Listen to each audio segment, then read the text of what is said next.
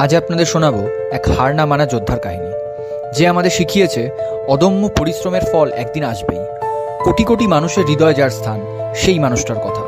এটা কোনো গল্প নয়, এটা এক সত্যিকারের রূপকথা, যার কাছে অনায়াসে হার মানবে কঠিন বাস্তব। Shahrukh Khan, king Khan, the বাদশাহ of Bollywood, king of romance. আপামর দেশবাসীর ভালোবাসা তাকে যে নামই দিক না কেন, তিনি আমাদেরই একজন। মাথার ওপর ছাদ ও পায়ের নিচে মাটি না থাকা দিল্লির সেই সাধারণ ছেলেটা আজ 200 কোটি টাকা বাংলোর মালিক। শুধুমাত্র অদম্য জেদ ও কঠোর পরিশ্রমের মাধ্যমেই তিনি পৌঁছেছেন উন্নতির এই শিখরে।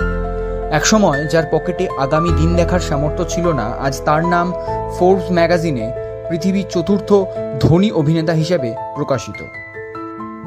80-র দশক থেকে শুরু করে আজ পর্যন্ত যে মানুষটা তার নিরলস পরিশ্রমের মাধ্যমে কোটি কোটি মানুষকে বিনোদন দিয়েছেন, সামাজিক মাধ্যমে তার প্রকাশিত যে কোনো ছবি একটা লাভ রিঅ্যাক্ট পাওয়ার যোগ্য।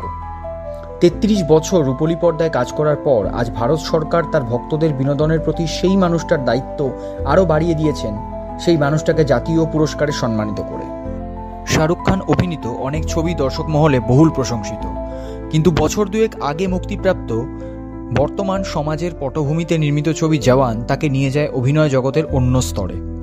এই জওয়ান ছবির জন্যই তিনি পেতে চলেছেন তার সুদীর্ঘ কর্মজীবনের প্রথম জাতীয় পুরস্কার, এবং তাও সেরা অভিনেতা হিসেবে। শাহরুখ খান কোনো নাম নয়, শাহরুখ খান একটা ব্র্যান্ড। যে ব্র্যান্ডটা তার অভিনয় জীবনের 35 বছরে তৈরি হয়নি, যে ব্র্যান্ডটা তৈরি হয়েছিল সেই দিন যেদিন দিল্লির সেই সাধারণ ছেলেটা একরাশ স্বপ্ন বুকে নিয়ে বম্বে এসেছিল। কয়েক বছর পর একরাশ ব্যর্থতা তাকে ঘিরে ধরেছিল ঠিকই, কিন্তু তাকে দমাতে পারেনি।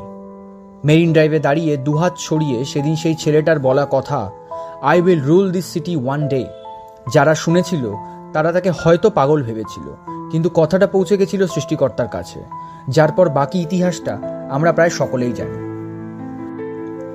পারিবারিক টানাপোড়েন ও বছর দশেকের প্রায় ইতি কেরিয়ারে কামব্যাক করাটা সহজ ছিল না, কিন্তু উনি যে অদম্য। 2023 সালে পাঠান মুক্তির মাধ্যমে বাঁচালেন নিজের এবং হিন্দি ছবির কেরিয়ার। আবারও প্রমাণিত হলো তিনি ভারতীয় সিনেমার বেতাজ বাদশাহ। আগামী দিনেও অনেক অভিনেতা আসবে, কিন্তু যে স্টারডম শাহরুখ খান ধরে রেখেছেন এত বছর ধরে, তাতে নিঃসন্দেহে বলা যায় he is the last of the stars.